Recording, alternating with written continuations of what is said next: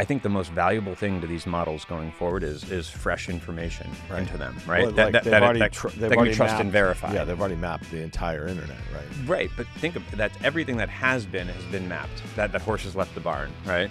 But everything that needs to be collected going forward, new information, like the information is only as good as it once was. Versus who's setting the styles going forward. If we're talking about fashion, if we're talking about news, like who's verifying that things are true. And I think that is a wave that can't come too soon. All right, welcome to OK Computer. I am Dan Nathan, joined by my good friend Joe Marchese. He's the co-founder, general, and build partner at Human Ventures here in New York. Joe, welcome back to the pod. Thanks for having me. All right, we got a lot to talk about. And again, this seems a little formal. You and I, we talk a lot about all this sort of stuff here. We usually do it over a couple Comos tequilas, but we're going to do it here with mics on. You had a piece out earlier this week. I know it's going to get pushed around in the tech community and the media community here. Human attention in the age of algorithms. Brands are built on trust, not algorithms. Okay, so we're going to talk a little bit about generative AI. We're going to talk about what's going on in the public market, specifically some of these media and advertising names. And there's been a bunch going on, I guess, with some of the names after Q2 earnings. So let's get into your piece right now. Why did you write it? And let's talk about some of the main pillars of your thesis. Yeah. So the name of the article that we'll definitely link back to in the show notes, but is human attention is all you need. And for the AI nerds out there, they will know that the beginning of generative AI, the kind of transformer revolution that led to ChatGPT and others, was kicked off by a very famous paper called Attention is All You Need. And basically it talked about how training machines on an infinite amount of information is how you built generative AI and this current AI revolution. And I think we had talked a lot about recently that the stock market in total was being driven by AI, whether it was AI itself, NVIDIA being like the absolute really the promise of it, right? Infecting every vertical in the economy. The promise of it and real revenue, obviously, for NVIDIA exploding. The AI has actually been driving the stock market for a very long time. Meta's advertising is AI driven. That's the news feed. YouTube recommended videos is AI driven, right? So AI has actually been driving the stock market. Amazon and shopping and you should also buy this is AI driven. So AI has been driving the stock market longer than we've been thinking about, but now it is front and center. And if you look at the most valuable companies in the world, Apple, NVIDIA, Meta, Google, what you have is they basically mine three things, or they look to gather or extract three things. Oil, because you've got Aramco's in there, compute, the NVIDIAs of the world, or attention, right? And they're turning that into advertising revenue. Those are the three most valuable resources. And I think that one that is constantly being forgotten is what we're doing with attention. All right, so let's talk about that a little bit because I think it's interesting. Information is the new oil, right? You hear that all the time. And I love the way you kind of frame that when you think about, we used to call it machine learning, right? Like that was kind of the stuff that an Amazon would lean on for kind of making suggestions and Google serving, videos that they kind of monetize through ads. I think it's really important. You talked about revenue. So there's really only two companies right now that I see, that are benefiting from the most recent generative AI boom, right? And that started with ChatGPT 3.5 that was late in 2022. And when you think about the excitement around this space, it was a consumer-facing product, which no one ever thought was going to get a lot of uptake at $20 a month, if you think about that. But it's changed the narratives of all these different businesses, and all these companies have been chasing it. So it's just NVIDIA right now and Meta who've actually been able to extract, I think, meaningful revenue on top of what they were probably on course to do. Does that make sense to you? Because, Microsoft, they're selling some Copilot with some, licensed OpenAI technology and the like. And we know that, Google has been licensing Anthropic, and so has Amazon. And they're trying to figure out how to monetize these investments right now. Yeah, it does. And it also does because, sure, there's some Copilot, but I mean, if you think about the number of developers who will be using generative AI to write code and are using GitHub, and the number of subscriptions and recurring revenue that's going to lead to Microsoft over time, the efficiencies that will drive into businesses. And I don't think we've seen it all come yet. So that all Well, makes, and the hyperscalers. So right. Amazon just reported 29% year Yep. over year AWS growth, which, Yep. by the way, a couple quarters ago bottomed out at like 12 or 13%. So Right. the compute, going back to that, all these developers Right. are kind of licensing, or using that compute, licensing that technology, and then building on top of it. That is the obvious first order story of the algorithm. For the better part of a decade or more, we've complained about both media fragmentation, right, and kind of value accruing to the platforms, revenue accruing to the platforms, so the Facebook, Googles, Metas of the world, right, or market capitalization accruing to those things. And now you see it happening even more, where the algorithm's goal is to keep people engaged. The algorithm's goal is seeking attention, so the platforms can then monetize that attention, and then they use AI to serve us the right ad at the right time to get credit for sales. And so what you're seeing is more and more of commerce value accruing to those platforms. I mean, look at I think it was a big beat by Meta's earnings in the last quarter. I mean, how can a company that big continue to gain revenue? It's because it's accruing a percentage of all commerce. To call it advertising is almost too dismissive of what they actually do. Yeah, but it's interesting. So if you use Instagram and you use Reels, that you see like every third thing in your feed is actually an ad. Okay, to your point, and it's usually commerce related. So there's a button that says shop now, that sort of thing, and they're really good at targeting folks because they see what they're clicking on and the like. Do you think there's going to be a pushback to that? They're getting too much in our heads there. They have too much of our attention, and once you get on Reels, it's really hard to get off. Mm-hmm. Yeah, well, I'll give you something that might blow your mind. It's for every third ad that you see, there are probably dozens of ads you never see that are trying to get credit for when you go make a purchase. So if you're going to go out and, we're going to go to Charlie Bird, and go see our friend Ryan Hardy next Who week. actually was on the pod a couple weeks ago. I listened. It was great. I love him. So let's say you and let's say I sent you a post and said, hey, let's meet up at Charlie Bird, Ryan Hardy. Somewhere, someone has that information, and they're just trying to get ads for Charlie Bird in front of you so that later you can get credit when we go there and our credit card swipes at Charlie Bird. And that is kind of what a lot of advertising is meant to be. It's looking to tax commerce versus cause commerce. And I think it's almost hard to put a sizing on what that is. I mean, you sent to me this post, Sam Lessin, I love his insights, but this one was particularly interesting where he showed you a device that was served to him in an ad on Instagram. It was a very simple device. It was a crazy price. So he went and looked on Amazon. He found the exact thing for like 1/5 the price. What that was basically someone just marked up a product, added nothing to it, but better used the marketing and targeting on Instagram to try to sell some. And they obviously sell enough of them to extract dollars from consumers so that they can then go spend that money back on Facebook with more ads.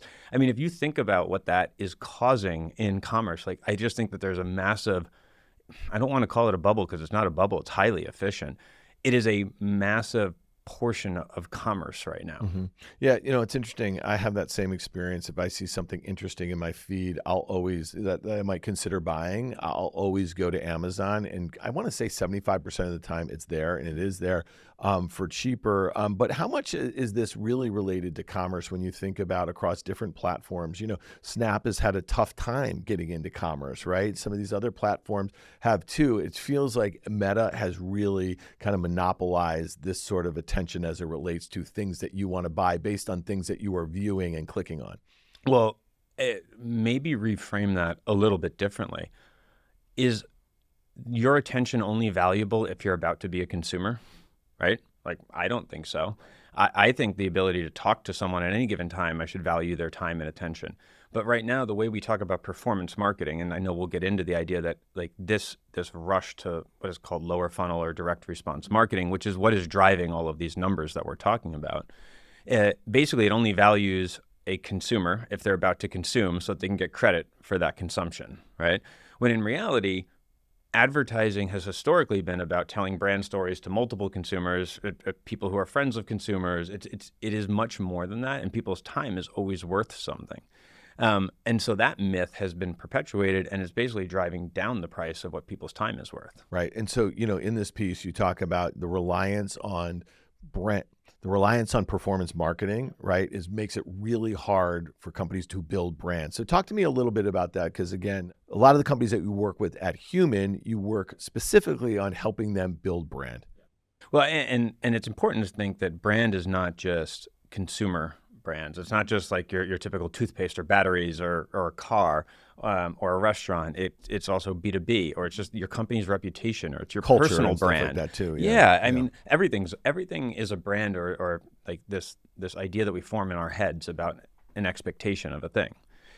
And so I guess my point has been, you've seen this, and there's you can read a lot on this about Nike recently, where, there's a shift over time to direct to consumer marketing and direct response marketing. And when you have a very strong brand, direct response marketing works very well, right? But then what happens over time is your brand starts to erode and it catches up, and then it gets harder and harder to capture new consumers and new brands pop up. And so I guess my point is, everybody needs to use performance marketing and platforms. The difference is, if you rely on them, eventually your brand margins will go to zero, because they will sell that consumer to the next person. Right. So let's talk about the promise of AI. Like we think about it, it's going to kind of find its way into almost every industry. The whole idea of productivity and efficiency, like those sorts of gains, will ultimately outweigh some of the initial costs, right? That it's going to take a lot of these companies, whether it's them licensing it or whether it's building their own, and just thinking about, essentially, listen, the narrative. It's just that this is going to put a lot of folks out of work, but I've also read some stuff that I think is kind of interesting, that law firms or other places that bill by the hour, okay, they don't actually want like a huge increase in productivity by the machines that they're using, because they want to bill the hours. So let's talk about this in a way, because, again, if we don't start to see companies able to monetize, these investments, then you're going to see a pullback in CapEx, and you're going to see, I think,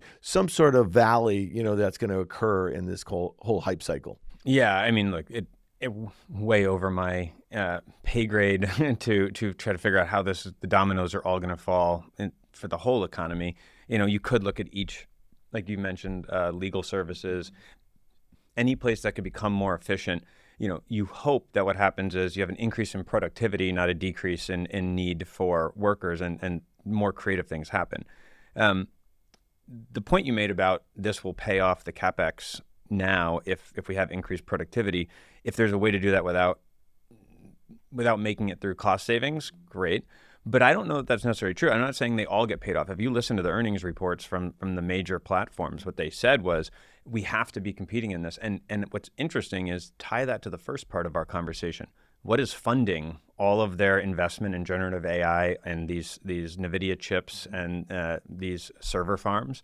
It's their ability to put a toll on commerce and basically have commerce drive through them, so that they have ever increasing revenue, which, by the way, they're using artificial intelligence to do. They're using machine learning to do. So it is interesting that it's actually revenue fueling these investments, not deficit. Yeah. Well, let's go back, and I don't know, I know you were a founder back in the day, I want to say in the aughts. I entered the markets in 1997, and we were in the midst, and no one knew it then. I mean, you started to kind of feel it, but it really wasn't until 98 and 99 when things got absolutely crazy. And, I was thinking about this earlier, former Fed Chair Greenspan, it was December 1996 when he referred to the stock market with irrational exuberance. And then for the next 4 years, the S&P returned on average 30%, right? And then within it, there were huge bubbles, right? Yeah. And I think back to the internet, and the promise of the internet was not too different than the promise of generative AI and how it was going to work its way into all different parts of the economy, right? Well, the interesting thing is, there was an asset bubble, and everybody was convinced that there was basically a straight line from here to there, right? But what happened is a huge bubble bursting, and it took years to actually, it took the NASDAQ, by the way, then we're talking about, the stock exchange, or we're talking about the stock market, it took it 14 years to get back to those bubble highs, which is pretty fascinating. So do you find it a similar sort of comparison? I know that everyone's like, it's different this time, but every time you hear it's different this time, it usually is not. Yes. That's a tough comparison to make, because, like you said, about the stock market highs back then, they were driven by, everything with the .com was valued at, whatever multiple. Not everything with AI right now is valued at that multiple. Like the big guys, and again, like we just said, like 6 or 7 are driving the entire market, and it's because they're driving incredible revenues, using AI to drive those revenues to reinvest it in new AI capabilities. So I don't know how that plays out, right? You would know better than me as to if only 2 of those make it to the generative AI and then they win that game, what happens to the others? The rest of the market isn't having as good a time. Like the rest of the market isn't partying. And I actually think if you think back to that, when the internet came about, it was going to be increased productivity or efficiency of delivery of information for workers. And then mobile came about. And like each of these epochs were the best time to start businesses. And I think that for AI right now, for startups, not because you need to build your own large language model, not because you need to compete with the big guys, but because if we're going to be on a new platform that is AI, now's the best time to be building for things that'll be 5 to 7 years from now. Right. And the prices aren't crazy. It was much crazier in 2021. And I almost feel like some of the air got let out of the balloon during COVID times, like almost thankfully that valuations were getting out of hand, and they came down. They came back to earth. I know they came back, but not evenly, not across the board. Yeah, well, when you think about it, though, those larger platform companies have gained trillions of dollars in market cap from the lows in 2022, right? And so, like, when I think about, NVIDIA, which was all geeked up about metaverse and crypto mining, this was in, 2020 and 2021. In 2022, when the S&P dropped 25% and the NASDAQ, maybe 30%, NVIDIA lost 70% of its value. Netflix lost 70% of its value. Like I could go through a handful of other names that are trading much higher. Meta lost 70% of its value. Yeah. So, people think this can't happen again because it's so rosy right now about the opportunity. But like, to me, I think it seems kind of obvious. I've seen this again and again and again in the markets over the last 25 years. Yeah, no, I wouldn't say for a second that it couldn't happen again. As a matter of fact, I don't think all of them can be winners at that point. I do think, though, that when you have a new platform to be built on, it is an amazing time for startups. The thing that I would make the argument, and what I talk a little bit about in this piece, is that people are thinking about how they get their hands on, NVIDIA chips, and so that they can then, train their models and build things. And they're thinking about how they get their hands on energy and power, by the way, the oil portion of it. People aren't really thinking about like how they're going to build brands over time and trust with consumers, because like, when you think back to Priceline, you remember the William Shatner ads, the Priceline negotiator? I don't want to shock you, but he didn't actually negotiate your hotel rooms like that. Really? I know. I told him, glad you're sitting down. But think about it. What happened was the internet came about, and people were searching for cheap hotel rooms, and Priceline said, we found you the best price. And if I'm on the internet and I say, well, how do I know this is the best price, Priceline? So they did advertising to tell you, look, Priceline negotiator, remember, these are the cheapest prices we've negotiated for you so that you can trust us. Think about ChatGPT right now. Think about generative AI. Think about Bard. In order for me to trust the response that comes back, I need to trust the wrapper that it's in. And right now we don't, right? And for rightful reasons, like it's hallucinating all the times. I think that what comes next is people saying, okay, you can trust me. Like, what is the WebMD going to do? Just say, hey, if you want to ask medical questions, you can trust what's going to come back, right? Angie's List was, I need a contractor. Okay, well, I'm going to build a wrapper. I'm Angie. You can trust it. That was a brand of trust being built around the information of an internet service. That is going to have to come with AI, and not enough companies are thinking about what that'll have to look like. Right, but don't you think that trust is going to take a while to build, right? So it's not just consumers who are basically saying, they're paying $20 a month for Claude or ChatGPT or Perplexity and the like here. I mean, they really have to figure out, like Llama right now is an open source. This is Meta, you know what I mean? It feels like it's a bit behind some of these other models, but when I go there, I don't trust really any of them. Right. You know what I mean? Yeah. There's lots of factual errors, and they're doing a good job of citing all this stuff, but oftentimes the stuff that they cite is not actually what they're writing in the kind of, textual sort of answer to the search. That is for sure what's coming next from the big models, where they're going to have to start to check their work. This is the deals that are being cut with the media companies who are the source of truth, like original reporting, original journalism, right? Like people who do, product testing. Like I think the most valuable thing to these models going forward is fresh information into them, right? Well, like they've already trust and verify. Yeah, they've already mapped the entire internet, right? Right, but think of that's everything that has been mapped. That horse has left the barn, right? But everything that needs to be collected going forward, new information, like the information is only as good as it once was versus who's setting the styles going forward. If we're talking about fashion, if we're talking about news, like who's verifying that things are true. And I think that is a wave that can't come too soon, for my opinion. Yeah, so I'm going to go back to something you said about startups here. And The Information had an article, I want to say on Monday, and it was titled "The Generative AI Startups That May Look for a Buyer." So it was talking about, a lot of like the big platform companies have had massive brain drains, right? These companies, a lot of these folks have gone out, they started their own company. Some have been very successful in being bought by the firms that, they left, right? But it's interesting when you think about it, like the article's talking about how difficult these companies who are building their own LLMs are having competing with the big guys. And I just want to go through a couple of these valuations because you mentioned before that a lot of the valuations, and I'm not going to ask you to opine on anyone in particular, but here's Imbue, is founded in 2021. They've raised $232 million. The company is valued at more than $1 billion. This is Cohere. We know this one, 2019 founded. They've raised $980 million. The company is valued at $5.5 billion. Pika Labs, it's raised $141 million and it's valued at $470. Okay. Ideogram is raised $97 million and it's valued at $580 million. So relative to how much these companies have raised, you might be right. The valuations aren't crazy, but at some point, I mean, these companies, if they're not able to compete with Gemini, with OpenAI and some of these other platforms, they're going to have a hard time growing into those valuations. Yeah, yes, and I think that's true in any sort of, if you don't call it a bubble or mania, let's call it a frenzy, or land grab, gold rush. Pick your description. That is true. That is happening right now. However, there also are outs for those companies in that you just went through what Apple, Google, Amazon's market caps are, Meta, right? Their valuations. So everything's relative, remember? So if they're using their valuations to buy those companies at those valuations, then sure. And I think what I've seen a trend in is they are offloading the part that they're trying to train large language models to compete with the big guys and keeping the consumer facing or the B2B facing interface, which is, think about it, like we didn't all need to build our own internet. We wanted to build on top of the internet, and TCP/IP protocol allowed everyone to build on top of it. Everyone built on top of mobile, right, for the mobile web. Everyone built on top of Apple and Facebook, Apple, and Google. Like they built apps on top of it. So I think that the revolution will come much more, and it's derogatory by some to say, oh, it's just a wrapper on top of ChatGPT.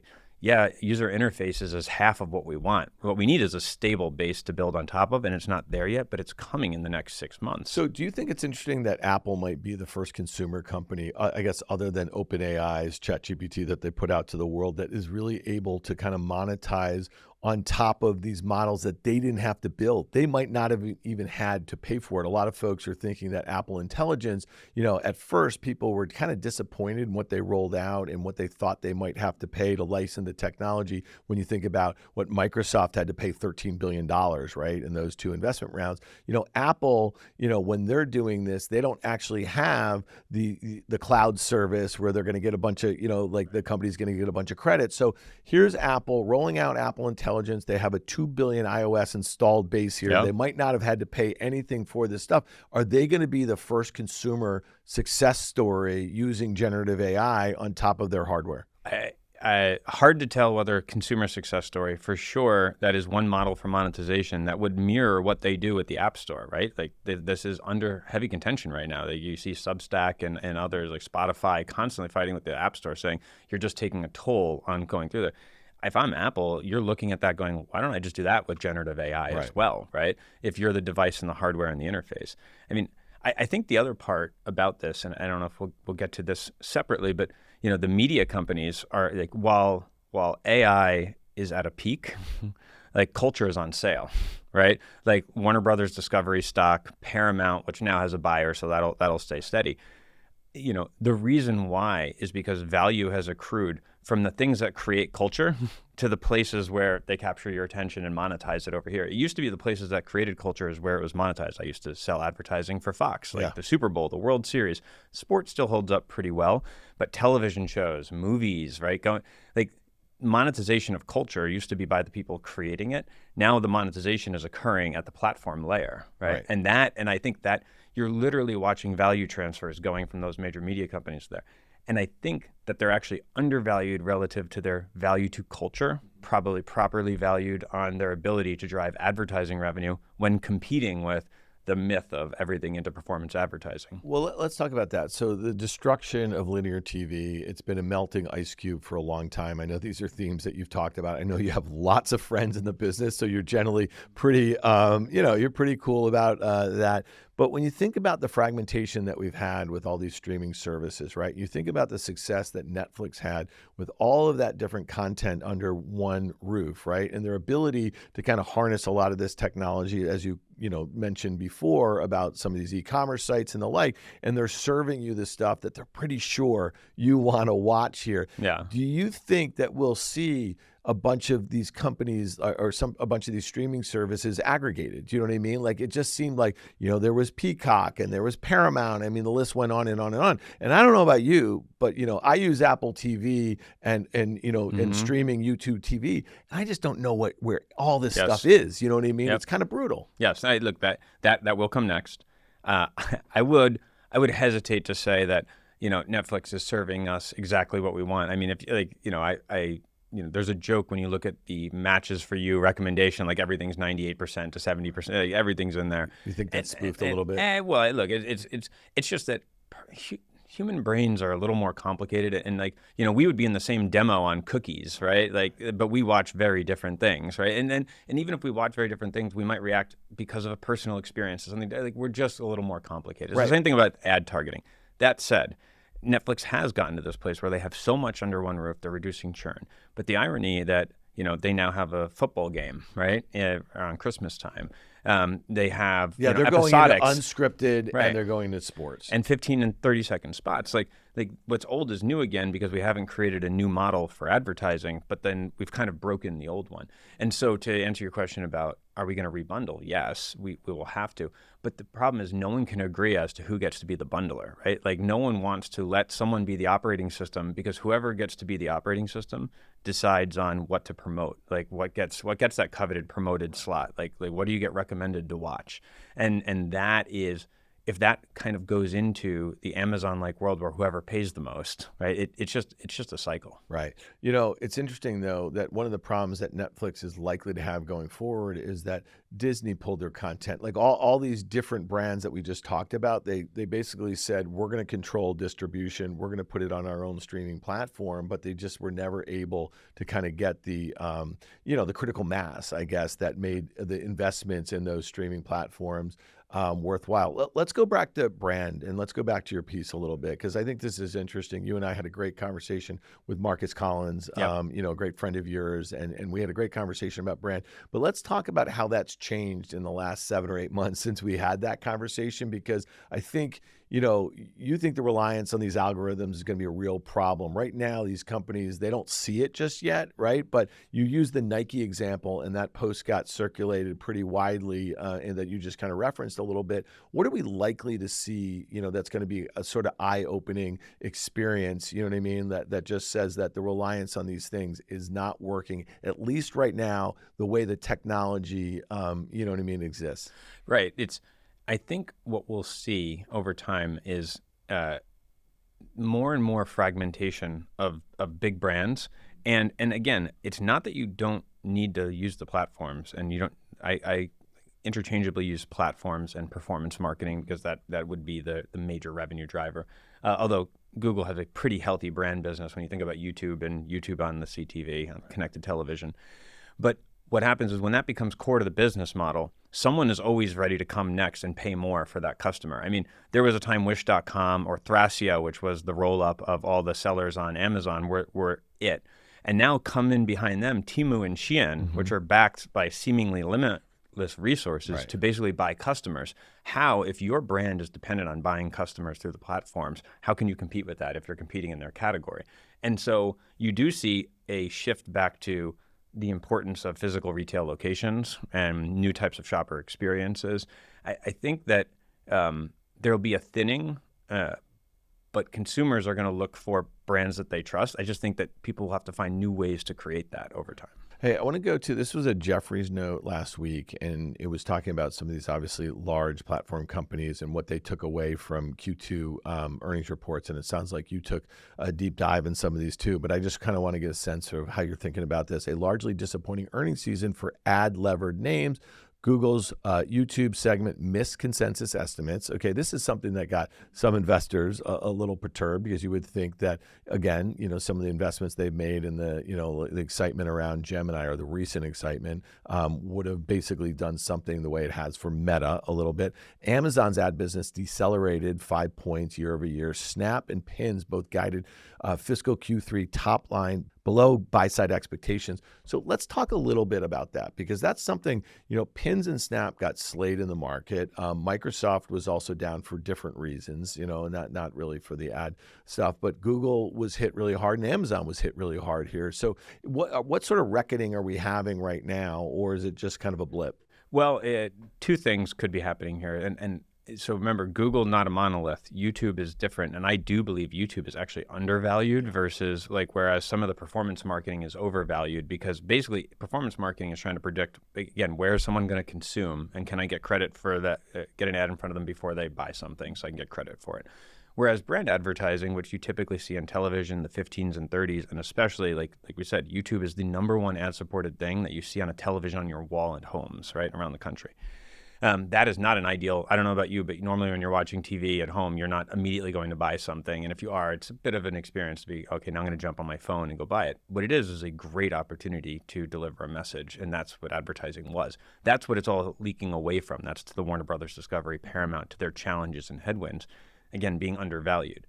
Amazon, on the other hand, I don't know if this is where we are, but at some point, the cycle of what is called retail media broadly, you'll hear that term a lot, is basically saying, when I go to Amazon, is it recommending me the best product or the one who is paying the most, right? Now, Google famously threaded that needle by saying it's the bid times click-through rate of the ad. Amazon for sure is recommending things that I'm going to like, also that is being promoted. But the logical conclusion to that is the companies that need to keep relying on that, their margins are going to go to zero because eventually someone comes in behind them and is willing to pay more to advertise. So what I would be looking out for over the long run is how are companies sustained and how do they balance how much they spend on performance marketing versus how much they spend on brand marketing? I'd also go back to looking at things like how do companies start to measure their brand health and consumer preference in the marketplace? Because your brand health is your ability to have margin, your ability to drive consumers saying, okay, I know I want Lululemon, or I know I want, On running. The companies that build that relationship, I like running a lot. Tracksmith will get me to go direct almost all the time. Does that scale? Do those companies need to pull, does the world bifurcate between people who are wholly reliant on performance marketing and those who don't need it at all? Right. So again, if you were paying attention to Q2 earnings and some of the Q3 guidance we got, it's pretty clear that the consumer definitely on the mid to lower end is weakening. And you think about these last few years, other than the first half of 2020, we didn't really have much of a recessionary environment, right? A lot of folks were during that kind of downdraft in the market in 2022 is a bit of a hangover period from all the excitement into 2021 where valuations got a little crazy. Consumers were just on a tear, right? They went from all the purchasing of goods to services, right? And so, we had this period of digestion, I guess. And so right now it seems like the consumer is weakening. And what's interesting about everything we just talked about, Disney's report last week was interesting to me. They announced their first profit in their streaming business. So that's ESPN Plus, Disney Plus, and Hulu. Okay. And that's something that investors had hoped would have happened a year or two ago. The stock has been more than cut in half from its highs, post-COVID. But here's the thing. parks are weakening right now, and so I thought that was really interesting in a way. Is Disney going to be able to kind of sustain this sort of growth towards profitability and become, a real engine of growth? And ultimately, if it is, they're going to have to spin that business off because the other stuff is just also a melting iceberg. We know what's going on with linear TV. Yeah, look, if anyone is positioned to do it, it is Disney, only because of the Disney and Comcast, because of the diversification of revenue. Remember, Comcast makes more money and more margin off of broadband, and that can fund, and that you get that for video. There's NBC Universal. Again, we just had an amazing Olympics. For Disney, it's the content fuels IP that they use for parks. The parks, I mean, you go to the park to be immersed in IP that drives you right back into the content, right? That's that famous flywheel. So if anyone can do it, it's that. But I would say that is the big thing. That's the big lookout, is being in just the entertainment business alone when you're competing against people who are also in, like Amazon is in the entertainment business, but it's also in famously the everything business. Apple's in the entertainment business, but it's really for selling you phones and more services. Google, same thing with YouTube. So being in the entertainment business, those are the headwinds, and looking for people that have diversified revenue streams. If it's tied to their business of entertainment, all the better. Okay, Joe Marchese, thanks for dropping by. I learned a lot. We're going to put Human Attention in the Age of Algorithms in the show notes. Check it out. It's a great read, people. And Joe, I hope you'll come back really soon. I would love to. Good to see you, buddy.